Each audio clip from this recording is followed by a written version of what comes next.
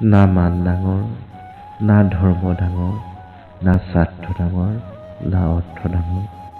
আচল কথাটো হ'ল বিপদৰ সময়ত যিয়ে আপোনাক কাষত থিয় দিয়ে তেওঁৱেই সকলোতকৈ ডাঙৰ। জন্ম হৈছোঁ অকলে, মৰিব লাগিব অকলে, গতিকে জীয়াই থকা দিনকেইটা বিন্দাছ হৈ জীয়াই থাকিব লাগে।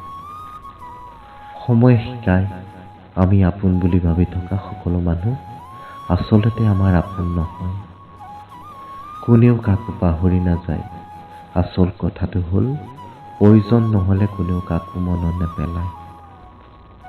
কাৰো ওপৰত বেছিকৈ ভৰসা নকৰিব, কাৰণ আন্ধাৰ হ'লে নিজৰ ছাঁটো আঁতৰি যায়।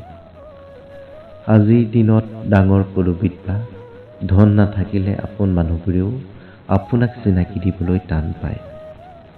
আনৰ দুখ খুচৰি সময় অপচয় কৰাতকৈ নিজৰ সুখখিনিক লৈ জীৱনটো উপভোগ কৰা বেছি ভাল।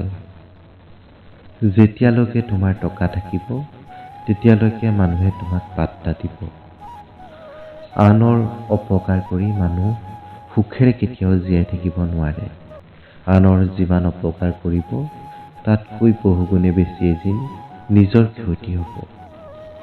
আজিৰ দিনত যোগ্যতা বুলি ক'লে দুটা বস্তুৱেই আছে, সৌন্দৰ্য আৰু টকা।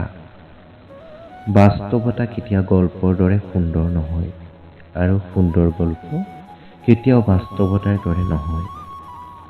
মানুহে সন্মুখৰ জনক আৰ্থিকভাৱে দুৰ্বলজন দেখিলেই ব্যৱহাৰ আৰু কথাৰ সুৰ সলনি কৰি পেলায়।